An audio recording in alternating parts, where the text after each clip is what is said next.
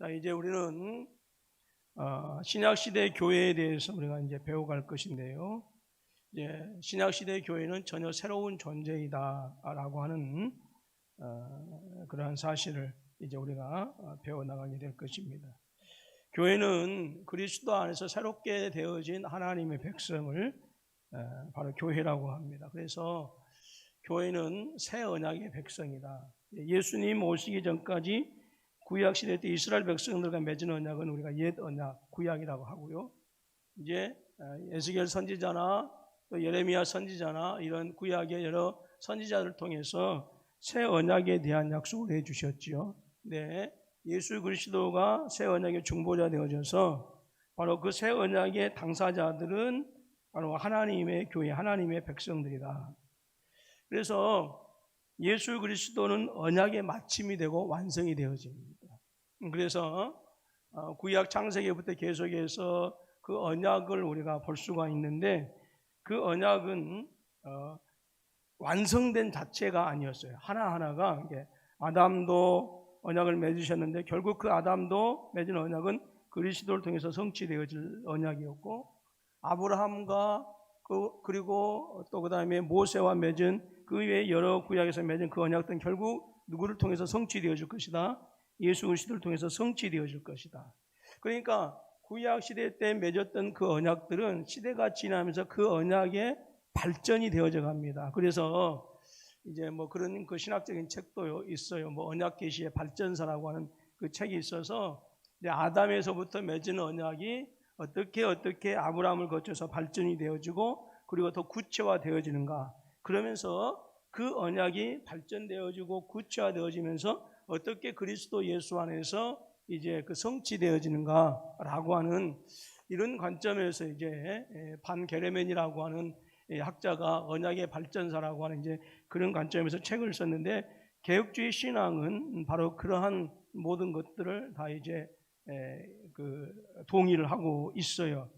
근데 이제 그러면 우리는 새 언약의 백성이다라고 하는 것은 구약 시대 때부터 그때 수시로 이스라엘 백성들 하나님께서 약속을 주시고 그리고 구체적인 그 약속을 실현시킨다라고 하는 확증을 주시기 위해서 언약을 맺었지만 우리는 더 이상 언약을 맺지 않아요. 왜? 이미 예수 그리스도를 통해서 우리가 완성된 언약의 백성으로서 살아간다라고 하는 거예요. 그러니까 우리한테는 더 이상 언약이 필요 있다 없다? 없다라고 하는 것이죠. 이것은 모든 것을 다 얘기해요. 우리의 구원은 예수 그리스도를 통해서 뭐 한다? 완성이 되어지는 거예요. 그러니까 가끔가다 이단들이 뭐 6월절을 지켜야 된다 어째야 된다라고 하는 그런 이단들이 뭐 어디가 그런다고 해요? 하나님의 교회? 6월절을 지켜야 된다라고 하는 것은 예수 그리스도를 통해서 구원이 완성되지 않았음을 의미하는 거예요. 구약 시대 때는 예수님이 오시기까지 그림자로서 뭐 제사제도를 주었고 그 다음에 제사제도뿐만 아니라 절기를 통해서 하나님께 나아가게 하였고, 그리고 그런 절기를 통해서 양과 염소와 비둘기 또는 송아지를 잡아서 그래서 오실 예수 그리스도를 이제 드러내시기 위한 그런 그림자로서의 어떤 모형을 보여줬다라고 하는 것이죠. 그런데 진짜가 왔어요, 진짜. 그렇기 때문에 예수님께서 진짜인 예수님께서 오셔서 우리의 어떤 구원을 완성하셨기 때문에 더 이상 신약 시대 때는 그런 짐승의 제사를 드릴 필요가 있다 없다? 없다라고 하는 것이죠. 그러니까 그런 사람들이 유월절을 제사에 드려야 된다라고 하는 것은 예수 그리스도의 십자가와 부활을 통해서 구원하신 그 구원의 사건을 부인하는 것이나 마찬가지. 그래서 이단일 수밖에 없어요. 그래서 우리는 그리스도 안에서 새롭게 탄생된 하나님의 새 언약의 백성이고요. 자, 여기서 제가 그래서 그리스도 안에서 그랬어요. 새롭게 탄생된 하나님의 새 언약 백성이다. 그래서 하나님께서 창세로부터 하나님의 구원의 역사를 우리에게 펼쳐주셨는데, 그래서 그 구원 역사를 통해서 탄생된 바로 참된 하나님의 백성이 바로 저와 여러분들이고 교회이다라고 하는 거예요. 그렇지만 이스라엘 백성들, 즉 옛 언약 이스라엘 백성들은 하나님의 뜻에 순종해서 하나님의 구원을 받는 데는 뭐 했다? 거룩한 백성이 되는 데는 실패하고 말았어요. 그런데 이제 저와 여러분들이 전혀 새로운 존재가 되었다라고 하는 그것은 하나님께서 우리를 구원하신 그 구원의 완성된 백성으로서 들어갔기 때문에 우리를 향하신 하나님의 구원의 역사는 절대로 실패할 수가 없다. 그래서 구약의 이스라엘 백성들과 우리는 전혀 새로운 백성들. 이스라엘 백성들은 뭐예요? 그렇게 하나님의 백성으로서 거룩하게 되는데 실패했지만 예수 그리스도를 통해서 탄생되어진 새 언약의 백성인 교회인 저와 여러분들은 하나님의 백성으로서 살아가는데, 거룩한 백성으로서 살아가는데 실패할 수 있다 없다? 없다라고 하는 것이죠. 왜냐하면 우리는 그리스도 안에 있는 존재이고 또 그리스도께서 우리를 다스리기 때문에, 그래서 우리가 그리스도의 충만함을 누리게 되어지는 거예요. 그래서 절대로 교회는 실패할 수 없다라고 하는 것이죠. 그래서 그리스도의 마음, 새 마음을 가진 새로운 존재가 바로 교회이고요. 그래서 이렇게 그리스도의 마음을 가진 새로운 존재로서 하나님을 사랑하고 하나님의 뜻대로 살기를 열망하면서 그렇게 살 수 있는 존재.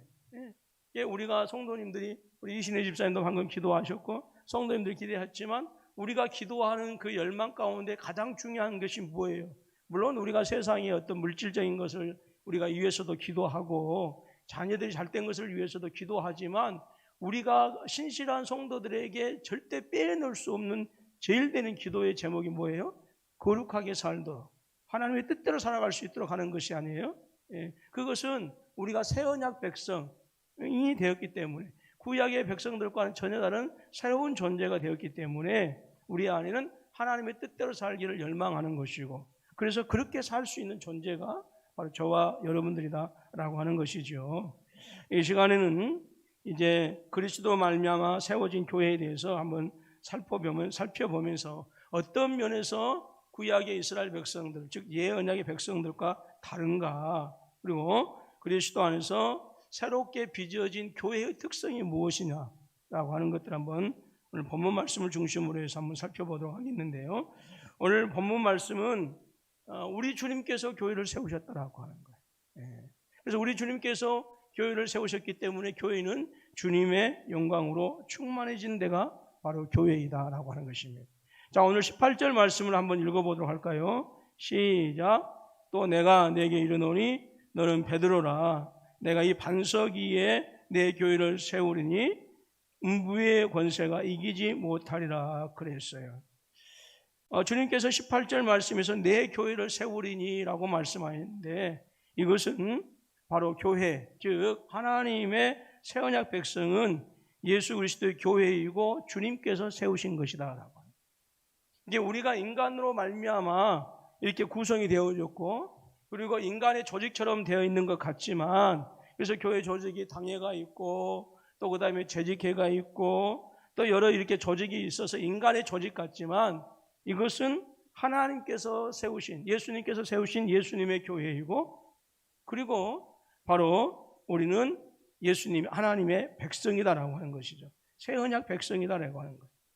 그래서 교회는 주님이 주인이시다. 오직 우리의 주인은 누구예요? 예수님밖에 없다. 하나님이시다라고 해요. 여러분, 목회자가 교회 담임 목사님이 교회 주인일 수가 없어요. 절대로 여러분 헌금을 많이 한다고 해서 교회 주인 되면 주식회사지 교회가 아니에요. 세상의 주식회사는 자기가 얼마나 그 회사에 투자하고 있고 얼마나 주식을 보유하고 있느냐에 따라서 달라지죠. 그런데 교회는 절대 그렇지 않다. 교회의 주인 오직 누구 한 분이시다? 예수님 한 분이시다. 그리고 우리는 그 교회 통치를 받고 다스림을 받기 때문에 우리를 향하신, 교회를 향하신 하나님의 뜻이 무엇인지를 잘 알아야 되죠. 그래서 교회라고 하는 것은 신약 시대에 참된 하나님의 백성, 바로 새 언약 백성을 말씀하는 것이 바로 교회이다라고 하는 거예요. 다시 한번 말씀드립니다. 신약 시대의 참된 하나님의 백성들, 새 언약 백성을 가리켜서 뭐라고 한다고요? 교회이다라고 하는 것입니다. 그렇기 때문에 교회는 참 이스라엘이라고도 합니다. 구약 성경에서 하나님의 백성인 이스라엘 민족과 그 나라를 통해 계시하셨던 모든 하나님의 약속과 그리고 복이 교회에서 성취되어져요. 교회를 통해서. 그러니까 교회 생활을 잘하면, 즉 신앙 생활을 잘하면 구약 시대를 통해서 약속하셨던 모든 목들이 교회에게 성취되어지기 때문에 당연히 우리가 하나님의 은혜를 누리면서 살아갈 수밖에 없는 것이지요. 갈라디아서 3장 29절 말씀 보니까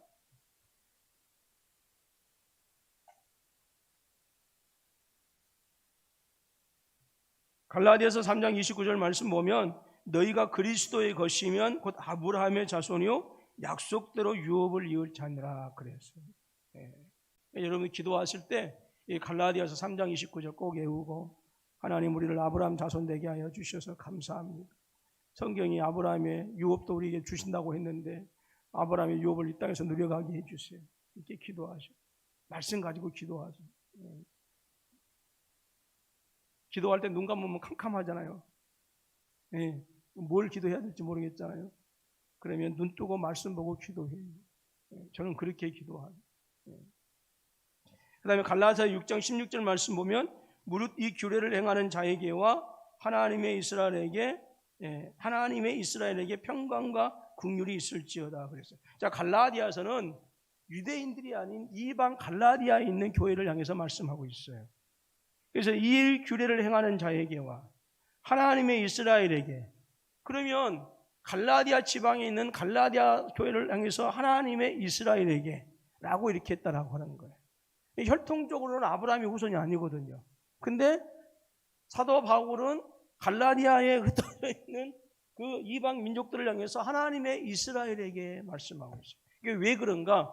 그리스도 예수 안에서 저와 여러분들이 혈통으로는 아브라함의 자손이 아니지만 이미 예수 그리스도를 통해서 이제 진정한 영적 혈통, 우리는 아브라함의 혈통이 아니지만 우리는 예수 그리스도를 통해서 예수 그리스도의 혈통을 이어받는 자라. 그렇기 때문에 우리는 하나님의 이스라엘이 되어지는 거예요. 여러분 누구의 혈통이라고요? 예수님의 혈통이라고. 이스라엘은 그래서 하나님께서 구약의 이스라엘 백성들을 향하신 그 하나님의 백성에 대한 칭호가 이스라엘이에요. 근데 오늘 저와 여러분들을 이스라엘이라고 하는 것은 예수 그리스도 안에서 하나님의 백성이 되어졌기 때문에 바로 저와 여러분들을 가리켜서 하나님의 백성 이스라엘이다라고 이렇게 불러주신 것입니다.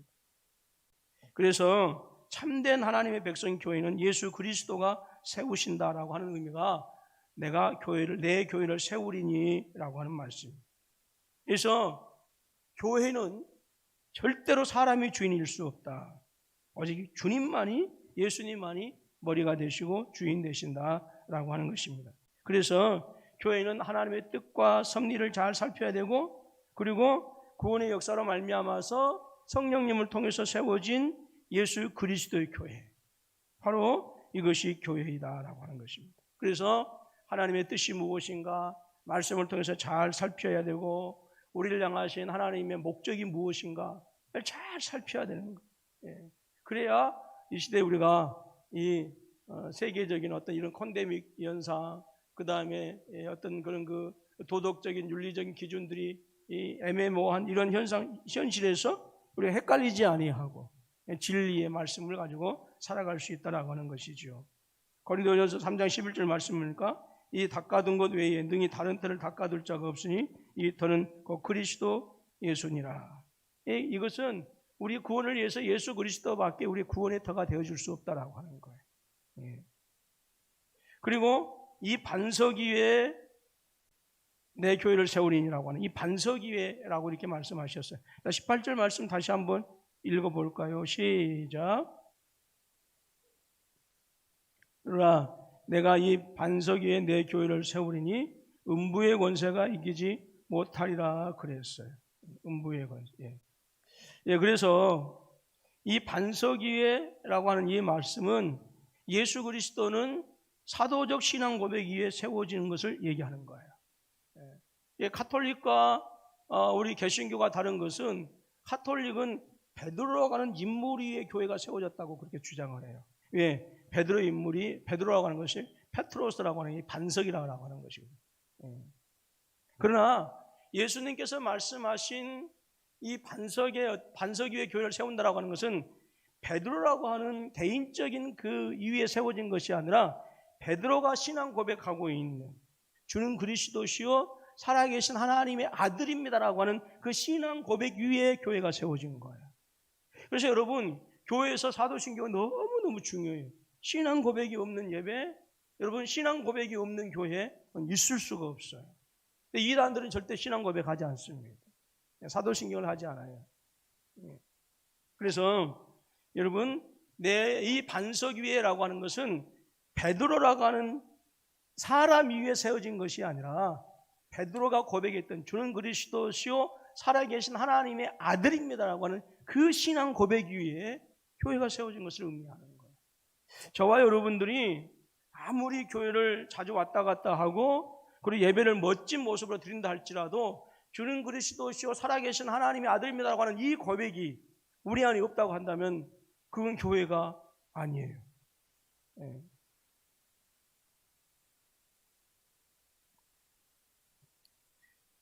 그래서 그 반석은 이 반석이다라고 하는 것은 바로 신앙의 고백을 얘기하는 것이고요. 그래서 예수님께서는 그 신앙의 고백 위에 주님의 교회를 세우시겠다라고 하는 거예요. 베드로는 뭐라고 고백했죠? 17절 말씀 보니까 주는 그리스도시요 살아계신 하나님의 아들이시니다 라고 고백했습니다. 여러분, 이 크리스토스라고 하는 말은, 그리스도라고 하는 말은 히브리어로 무엇을 번역한 단어이지요? 메시아라고 하는 것을 번역한 단어예요. 메시아. 히브리어로 메시아는 기름을 붓다라고 하는 뜻이고요. 바로 그리스도라고 하는 이 뜻도 기름 붓다라고 하는 그런 뜻을 가지고 있어요. 그래서 그리스도는 다윗 왕의 후손으로서 이스라엘 나라를 이방의 세력, 이방의 압제로부터 해방시켜서 하나님 나라의 복을 누리게 하는 종말론적인 통치자를 가리키는 것이 바로 이 메시아라고 하는 거예요.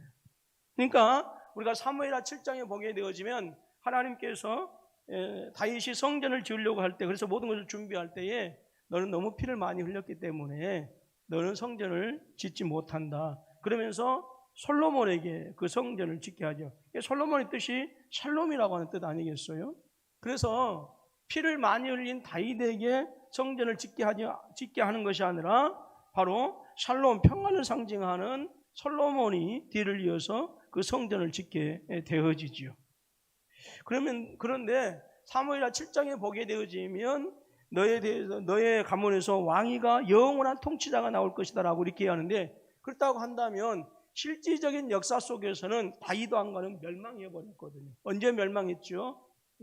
BC, 그러니까 예수님 오시기 전에 586년에 1차, 2차, 3차 바벨론의 침입에 의해서 느부갓네살 임금에 의해서 이스라엘이 완전히 그 다윗의 왕가가 끊어졌단 말이에요. 그러니까 역사적으로 보게 되어진다고 한다면 사무엘하 7장에서 얘기하고 있는 하나님과 다윗이 맺은 그 언약의 메시아 언약이라고 하고 다윗 언약이라고 하는데, 이 다윗 언약이 거짓말이 되어지고 성취가 안 되어졌어요. 그런데 우리 예수님께서 오셔서 당신이 메시아이시다라고 하는 사실을 말씀하고 당신이 바로 다윗과 맺었고 아브라함의 약속했던 그 메시아다라고 말씀하셨는데, 그것은 바로 우리 예수님께서 교회 머리가 되시고 교회 통치자가 되시고 교회 왕이 되신다라고 하는 것이죠. 그러니까 사무엘하 7장에서 다윗 왕에게 약속해 주셨던 그 영원한 통치자에 대한 약속은 누구를 통해서 성취되어졌어요? 예수님을 통해서 성취되어졌다라고 하는 거예요. 그런데 이 종말론적인 메시아라고 하는 것은 육적으로 이스라엘 백성들을 로마 땅에서 압제해서 구원시키는 것이 아니라 예수 그리스도를 통해서 오늘 저와 여러분들을 하나님의 아들 되게 하시고, 또 마지막 때에 이 땅에 오셔서 그리고 모든 사탄의 세력을 완전히 괴멸시키고, 그래서 우리에게 영원한 안식을 주시는 새하늘과 새 땅을 이루시고 회복시키시고, 그 회복시키시고 이루신 새하늘과 새 땅에서 우리가 그 복락을 누리게 하면서 우리를 다스리시는 바로 그 메시아적인 성취를 말씀하고 있다라고 하는 거예요. 이해가 됩니까? 이해가 안 되면 더 다음에 또 얘기하면 돼요. 그래서 그리스도, 즉 구약 성경에서 메시아라고 하는 이 기름 부음 받는 자는 바로 교회를 세우시고 장차 오셔서 그 교회를 회복시키셔서 그리고 모든 사망과 죄악을 멸하시고 사탄의 세력을 멸하시고 구원하실 그 종말론적인 성취자로서의 기름 부음을 받은 메시아, 그것이 이제 그리스도이시다라고 합니다. 근데 당시의 유대인들은 워낙 이제 이스라엘 역사 가운데 그들의 환경이 아수리에 의해서 망하고 바벨론에 의해서 또 이렇게 깨지고 부서지고, 그리고 그들이 이제 70년 뒤에 또 돌아왔지만 이방 민족들에 의해서 끊임없이 침입을 당하고, 그 다음에 또 알렉산더 대왕에 의해서 또 침입을 당하고, 우리 알렉산더 대왕의 통치 기간이 끝나니까 셀류코스와 포틀레미 왕조에 의해서 이리 치고 저리 치고, 그래서 새우 등 터지는 그런 역사를 겪었고, 그리고 셀류코스 왕조에서 조금 이게 마띠아라고 하는 곳에서 마타디아스나 이런 제사장들이 일어나서 하스몬 왕가를 100년 동안 지속을 했지만, 또 이제 그 로마의 그 폼페이오스 장군에 의해서 성전이 더럽혀지고, 그리고 로마의 통치를 받고, 그 다음에 AD 70년 예수님이 이제 승천하시고 나서 한 40년 뒤에 있다가 예루살렘 성이 불타버리고 핍박받고, 그런 그 일련의 그 과정, 어떻게 보게 되어지면 우리나라의 역사도 참 그 일본이 옆에 있어가지고 그 사람이나 나라나 이웃을 잘 만나야 돼. 이게 우리나라는 이웃을 잘못 만났어요. 이웃을 다 일본이라고. 근데 일본이 우리나라 방파제 역할을 합니다. 이 태평양에서 해일이 일어나잖아요. 일본이 다 맞아. 그 해일이 우리나라까지 동해안까지 왔다 그러면 일본은 망하는 거예요. 일본한테 고맙다고 해요. 방파제 역할을 하니까. 봐요, 딱 그 우리나라를 딱 둘러쳐가지고 태평양에 어떤 해일이 온다 하더라도 일본이 다 막아준다니까. 아니, 왜 아멘이 없어요? 제가 일본을 막 폄하한 거 아니요, 진짜라니까. 지리적인 역할이 커요. 믿지만 미워하지는 말자. 또 중국. 다 지긋거래. 김치도 지긋거, 비빔밥도 지긋거, 태권도도 지긋거. 그게 중화사상이에요. 중화사상. 세상의 중심이라고 하는 사상이 중화사상이에요. 동북공정이라고 하는 그 역사를 왜곡하려고 하죠. 발해 왕국, 고구려가 다 지그나라 역사예요. 옛날에는 고구려를 오랑캐 역사를 했어요. 근데 지금은 중국 사람들은 오랑캐라고 하지 않습니다. 고구려를 자기 역사라고 그렇게 얘기를 해요. 그래서 그 동북공정이라는 그 역사를 왜곡시켜서, 그래서 뭐 하냐면 이제 그래서 시진핑이가 트럼프 만나가지고 뭐라고 그랬어요? 옛날 대한민국, 한국도 남한도 자기네 땅이었다고 그렇게 얘기해요. 다 지긋거래. 김치도 지긋거, 태권도도 지긋거, 지네거, 비빔밥도 지네 것이라고. 말도 안 되는 얘기야. 이웃을 잘 만나야 돼. 이웃을. 사람도 이웃을 잘 만나야 돼. 근데 우리나라는 이 역사적으로, 근데 그 역사 가운데 얼마나 많은 수탈을 당했어. 임진왜란 때는 일본에 의해서 막 우리가 고려 역사 보게 되어지면 저 고구려 역사 을지문덕 살수대첩, 그 다음에 기지대첩, 강간첩, 막 다 중국으로.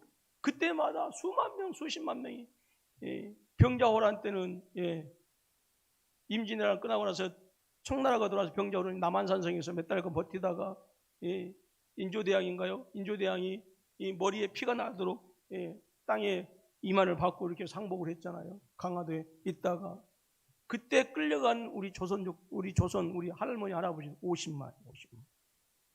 어마어마해요. 그래서 거기서 힘들게 살다가 이제 여자들이 한국이래. 조선에 우리 오잖아요. 그러면 또 조선 사람들이 또 그 사람 핍박해서 화양년이라고. 그래서 화양년이라고 하는 이런 욕 많이 들어보셨죠? 안 들어봐서 처음 들어봐요?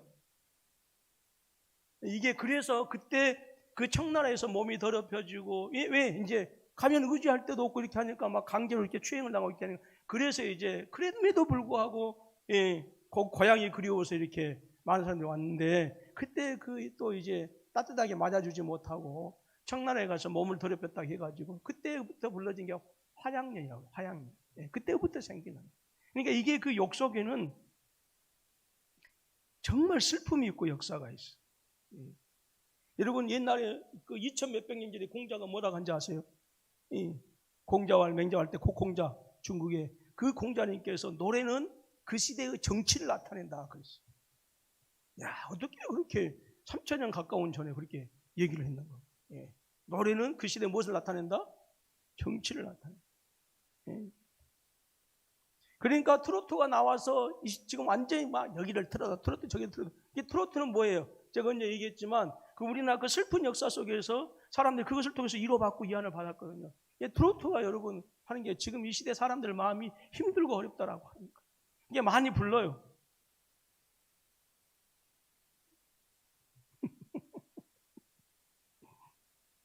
대답을 아멘하고 불렀으면 덜 경건할 텐데 여러분들이 아멘을 안 한 것 보니까 우리 교회 성도님들 많이 경건하신 것 같아요.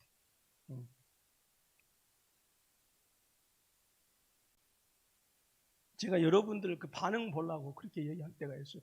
아니, 제 아내가 목사님 설교 짧게 한다는 소리 하지 마세요. 그러더라고요. 아니 여보 그 하면 성도들 반응 보려고 그래.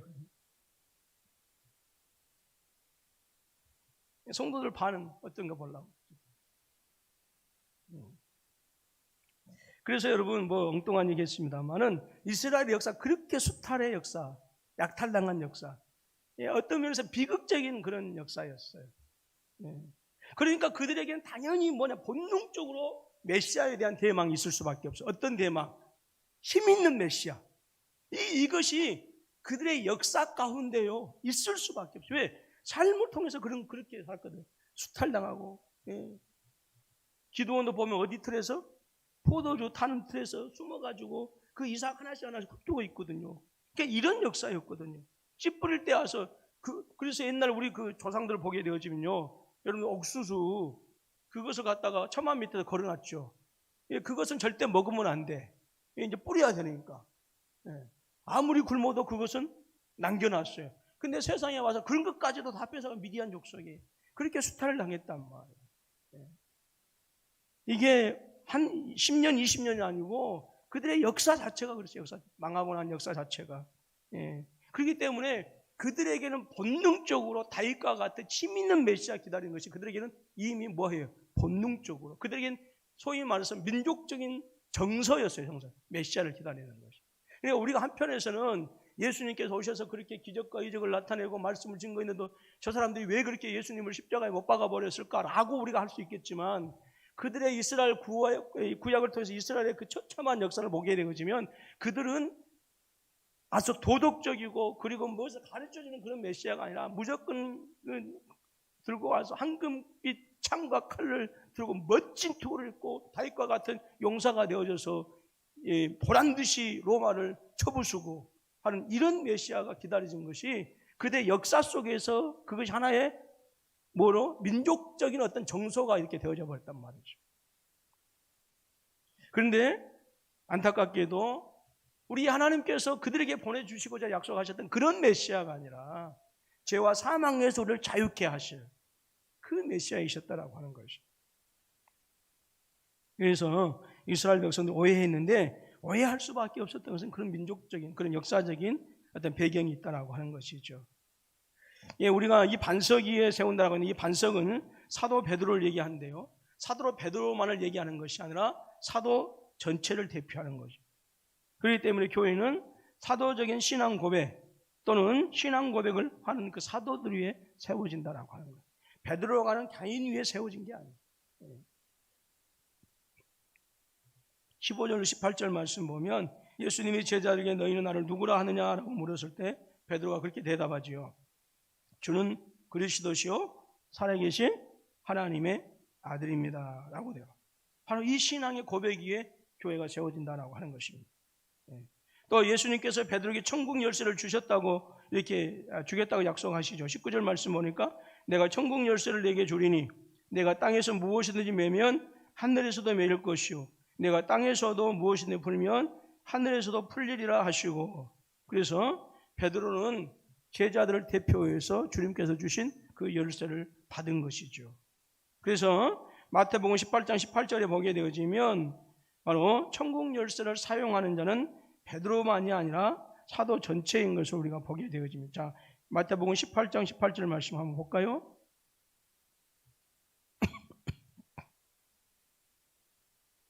자, 시작. 진실로 너에게 이르노니 무엇이든지 너희가 이 땅에서 매면 하늘에서도 매일 것이요 무엇이든지 땅에서 풀면 하늘에서도 풀리리라 그랬어요. 자, 왜 이것이 이 18절 말씀이 베드로 개인이 아니라 사도들을 얘기할까요?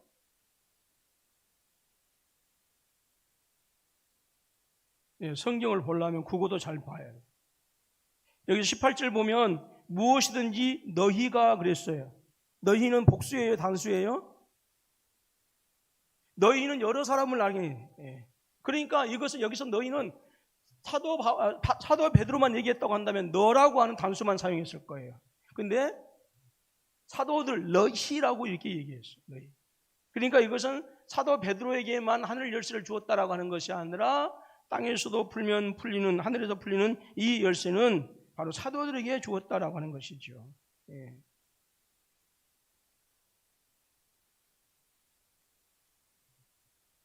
교회는 사도들, 즉 사도들의 신앙 고백에 세워진다라고 하는 거 우리가 잊어서는 안 되고요.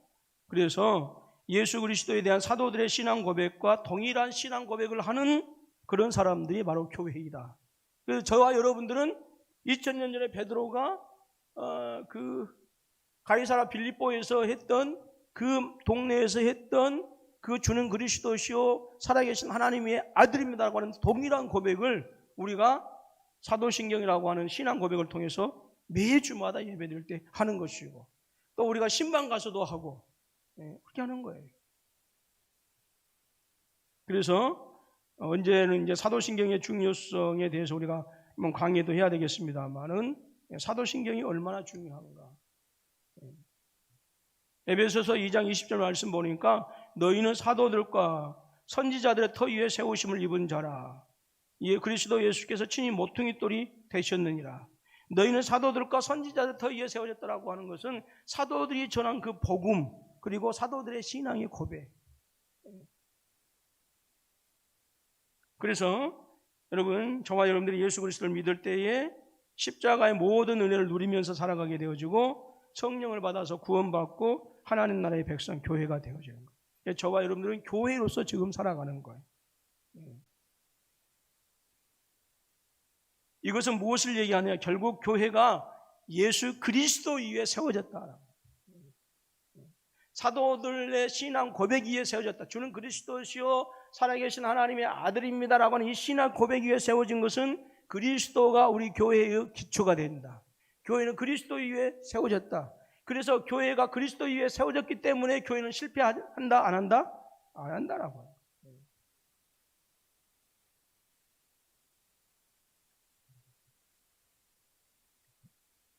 예수 그리스도는 베드로가 대표하는 12명의 사도들을 위해 교회를 세우셨습니다. 여기서 이 오전에도 말씀드렸습니다만 10이라고 하는 숫자는 하나님의 백성의 수익에 정말로 중요합니다.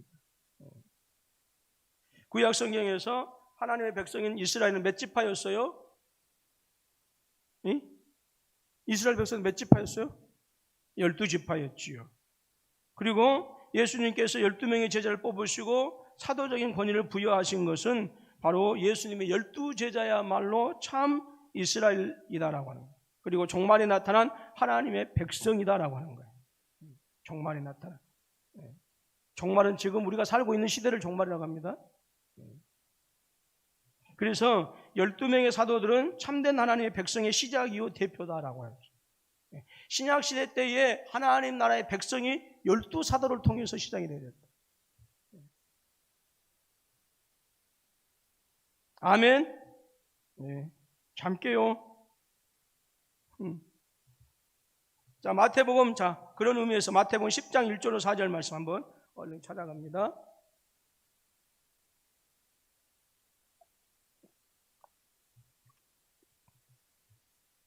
자, 마태복음 10장 1절로 4절 말씀.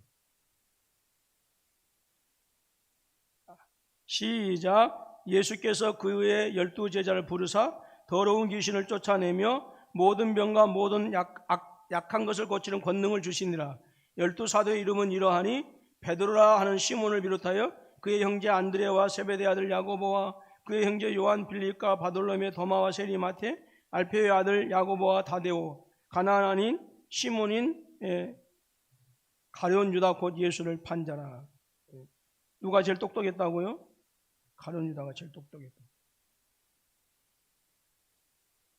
성경에서 가룟 유다가 제일 똑똑했다라고 하는 말은 안 나와요. 왜?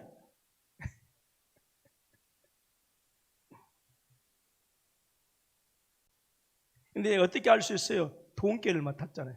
계산이 아주 빨라요. 돈깨를 여러분 아무한테나 맡길 수 있어요? 못 맡겨요. 저 같은 사람한테 돈깨 맡겨봐요. 날마다 손해봐요. 마태복음 19장 28절 말씀 보면 예수께서 이르시되 내가 진실로 너희에게 이르노니 세상이 새롭게 되어 인자가 자기 영광에 보좌 앉을 때에 나를 따른 너희도 12 보좌에 앉아 이스라엘 12지파를 심판하리라.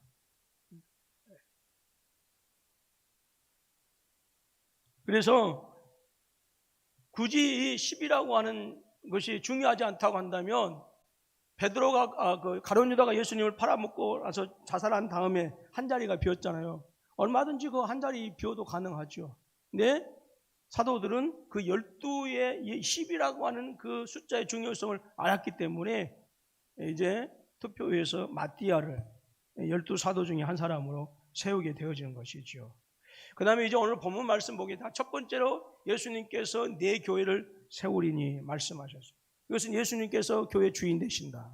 그리고 이 반석 위에 세운다라고 했을 때에 예수님은 교회를 주는 그리스도시여 살아계신 하나님의 아들입니다라고 하는 신앙의 고백 위에 세우시는데 결국 이것은 누구 위에 세운 것이다?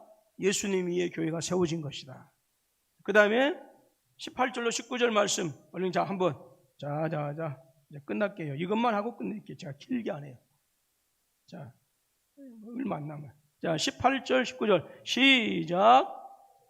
내게 이르노니 너는 베드로라. 내가 이 반석 위에 내 교회를 세우리니 음부의 권세가 이기지 못하리라. 내가 천국 열쇠를 내게 주리니 내가 땅에서 무엇이든지 매면 하늘에서도 매일 것이요 내가 땅에서 무엇이든지 풀면 하늘에서도 풀리리라 하시고 라고 이렇게 말씀하셨어요. 즉 오늘 말씀 중에서 음부의 권세가 이긴다 못 이긴다? 못 이긴다. 무엇을 얘기할까요? 예수 그리스도가 세우신 주님의 교회는 주님의 놀라운 권세로 안전하게 보호받는다라고. 더 나아가서 예수님의 놀라운 권세로 이 땅에서 역사하는 것이 바로 교회이다라고 하는 거예요. 그래서 교회는 그리스도 위에 세워졌고 주님께서 교회를 다스리시고 주님께서 교회를 보호하시니까 사탄이 이길 수 있어요? 없어요? 없어요.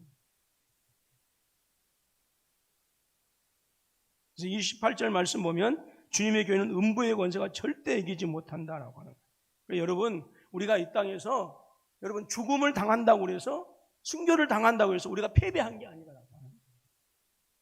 우리는 마침내 뭐 하는 거예요? 부활해서 주님의 영원한 나라에 들어가는 승리자예요.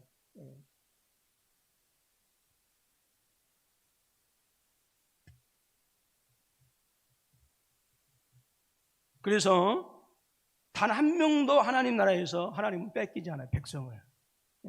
저와 여러분들 누가 책임지고 계세요? 하나님께서 예수님께서 책임지고. 그러면 하나님께서 책임져 주시니까 우리가 멋대로 살아야 되느냐? 여러분 절대로 하나님의 진짜 구원받은 사람들 이 말씀을 곡해야 하지 않아요. 더 신실하게 하나님 은혜를 갈급해 하면서 가난한 심령을 가지고 살아가는 거예요. 그러나 마귀의 자식은 한 번 구원받았으니까 내 멋대로 살아도 돼 이렇게 하는 거예요. 그러니까 항상 말을 뭐 하는 거예요? 오해하는 거예요. 오해. 로마서 8장 31절로 39절 보면 다 읽지는 못합니다만 약해서 읽을게요. 그런즉 이 일에 대해 우리가 무슨 말 하리요? 만일 하나님이 우리를 위하시면 누가 우리를 대적하리요? 이거 어디서 많이 듣던 고백 아니? 누가 했던 거예요? 구약시대 때? 여호수아가 하나님이 우리를 위하시며. 그러니까 구약시대도 그렇고 신약시대도 그렇고 진실한 하나님의 사람들은 뭐 하는 거예요? 하나님을 온전히 의지하는 것이죠. 대적들 앞에서 담대하게 살아가는 것이죠. 누가 우리를 그리스도의 사랑에서 끊으리요? 우리를 우리 주 그리스도 예수 안에 있는 하나님의 사랑에서 끊을 수 없으리라 그랬어요. 여러분, 하늘과 땅의 모든 권세를 가지신 예수님께서 우리를 새 마음을 가진 새로운 존재로 재창조하셨다라고 해요. 그뿐만 아니라 오늘 우리와 함께 하시고, 그래서 그 전능하신 능력과 권세로 저와 여러분들을 보호하시고, 그리고 그 지혜와 능력과 거룩과 사랑과 그 놀라우신 인격으로 우리를 인도하시고 교회의 영광에 충만하게 하신다라고 하는 것입니다. 그래서 우리가 너무나 잘 아는 고린도후서 5장 17절 말씀 보면, 그런즉 누구든지 그리스도 안에 있으면 새로운 피조물이라 이전 것은 지나갔으니 보라 새 것이 되었도다라고 하는 것입니다. 여기서 음부의 권세는 여러분 지옥을 얘기하겠지요. 사탄의 세력을 얘기하는 거예요. 죄의 세력을 얘기하는 거예요. 그래서 여러분, 우리가 그때 잠깐 넘어지고 잠시 또 신음하고 또 아파할 수는 있지만, 그러나 그것이 우리를 사탄의 소화에서 우리를 예수님의 품에서 사탄의 손으로 넘어가게 한다 못한다? 못한다. 믿음의 사람들은 잠시 잠깐 넘어졌을지라도 그것 때문에 내가 약해서 그런 것인 것을 알고 또 회개하면서 더 강하고 담대하게 주님 앞에 나아가는 거예요. 또 가다가 또 넘어졌을지라도 그것 때문에 완전히 주저앉지 않아요. 다시 일어나서 회복하고 다시 일어나서 더 새로운 모습으로 뭐 하는 거예요? 나를 성숙시켜 나가고 단련시켜 나가는 것이에요. 예수 믿는 사람들, 예수 우리가 구원받았기 때문에 한 번도 여러분 넘어지지 않는다, 자빠지지 않는다, 그게 아니에요. 넘어질 수 있고 자빠질 수 있고 잠시 잠깐 시험에 들 수도 있어요. 그러나 그것 때문에 구원의 자리에서 우리가 이탈하지 않는다. 왜 그래요? 주님께서 우리를 책임지고 붙들고 계시기 때문에.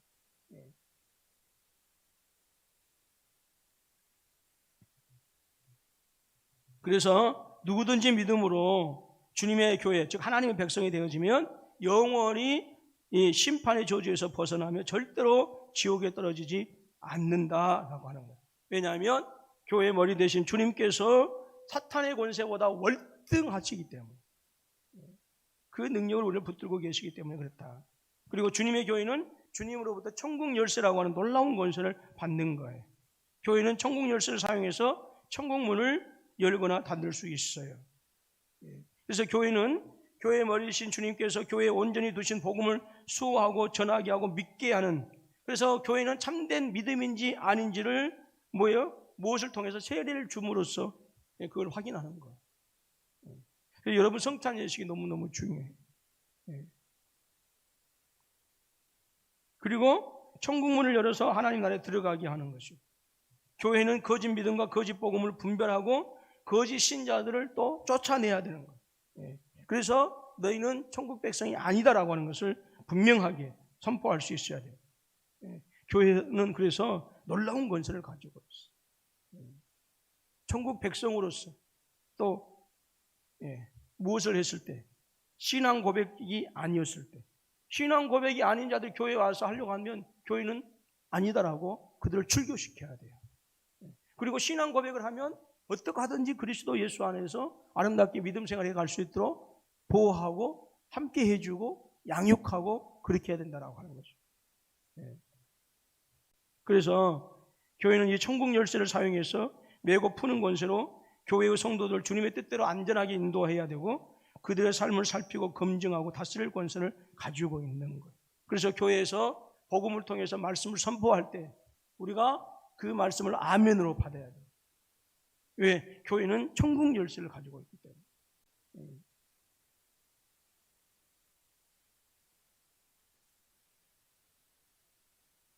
그래서 당시 유대인들은 메고 푼다라고 하는 이 용어를 특정 행위들을 허용하고 금지하는 것을 가리켰어요.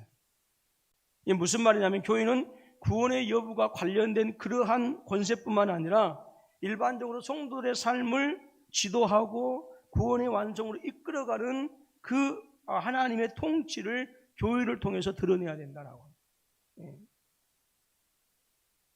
그래서 교회는 세례나 다스림의 권세인 천국 열쇠를 가졌습니다. 여러분, 이 천국 열쇠라고 하는 것은 절대로 복음에 합당한 삶이 분리되지 않는다라고 하는 것을 얘기하는 거예요. 그러니까 우리가 주는 그리스도시요 살아계신 하나님의 아들이라고 하면서 복음에 합당하지 않는 삶을 살게 되어지면 교회에서 출교시킬 것도 해야 돼. 근데 요즘 한국 교회는 그걸 안 그러죠. 그러니까 이미 한국 교회가 능력을 상실했단 말이 맞는 말인 게 교회 스스로 이 뭐 하는 거예요? 주님께서 지어주신 이 천국 열쇠를 버려버렸어요. 그래서 그냥 그래서 교회는 구원에 이르게 하는 참된 복음뿐만 아니라 복음에 합당한 삶의 진리도 교회는 가지고 있어요. 그리고 그 복음에 합당한 삶의 진리대로 따르지 않는 성도들은 성도로 갈 수가 없겠죠. 교회에서 출교해야 돼요. 그래서 교회가 순수한 믿음을 가지고 온전해질 수 있도록 보호해야 될 책임이 또한 교회에 있어요. 이 때문에 교회는 복음의 근거에서 참된 믿음을 잘 분별해야 되고요. 그리고 그 복음이 정말 진실한가 확증을 잘 해야 되고요. 또 복음에 합당한 삶을 성도들로 하여금 살아갈 수 있도록 지도해야 되고 검증한 권세를 가지고 있어요. 그래서 교회가 제가 새벽에도 계속해서 말씀을 했던 것처럼 목사와 장로는 말씀을 가지고 교회를 다스리는 거예요. 이게 여러분 성도들 억압하고 어떤 막 부리는 그런 의미가 아니고 교회는 주님께서 머리가 되시는 교회는 주님의 말씀으로 다스려 가야 되는데 그 역할을 누가 해야 되느냐? 목사와 장로가 해야 된다라고. 그래서 목사와 장로는 말씀에 종통해야 되고 말씀을 잘 연구해야 되고 말씀을 잘 알아야 돼요. 왜? 다스림이 그만큼 중요하거든요.